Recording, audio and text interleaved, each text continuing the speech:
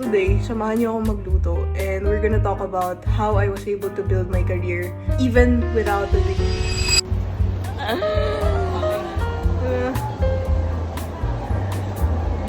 Nakakainis. Okay, so kakauwi lang natin galing sa school. But we're not at home. We're at our friend's house.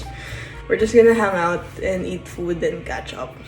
So today, ang lulutuin pala natin is stir-fried veggies, tapos may bagnet tayo dito. Gagawin natin parang sisig. So I worked as a community builder and actually, syempre, hindi naman nag-start yung career ko na mataas agad yung position ko and everything. So initially, I started volunteering as a community manager and talagang intention ko nun is to just volunteer kasi I like the community. And I started looking for opportunities na aligned sa ginagawa ko. And nung nag-volunteer pa ako, nag-aaral pa ako nun. So nung may nag-offer sa akin, aligned yung job na yun, which is a community manager.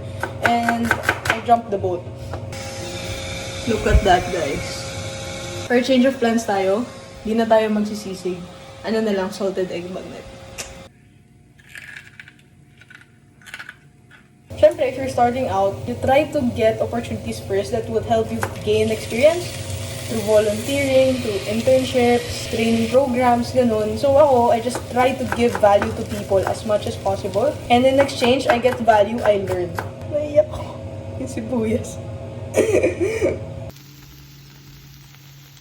Okay, nasa bahay na tayo. One thing lang that I would say that made my journey possible or ganun yung kinalabasan niya is because of yung intent ko in every choice that I make. I always try na hindi ako magka-regrets and piliin ko ano yung mas magiging best para sa akin. Kasi hindi ko naman talaga alam kung ano yung kalalabasan ng mga choices ko and it wasn't necessarily the traditional path, di ba? So, ang daming unknowns. And the funny lang kasi may masasabi talaga palagi yung mga tao. Yung iba, they think I'm so lucky to have these opportunities just because I'm young without really seeing what it actually took for me to get there. And on the flip side, may mga tao rin nagbibigay ng discouragement. Bakit daw ako nag-stop pag-aral? Bakit daw nag-work na ako kung bata-bata ko pa?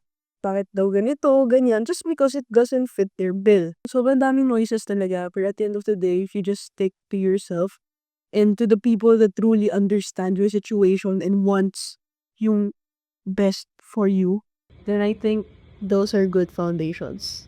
Ayun na naman for today. And always remember na galingan mong pabuhay.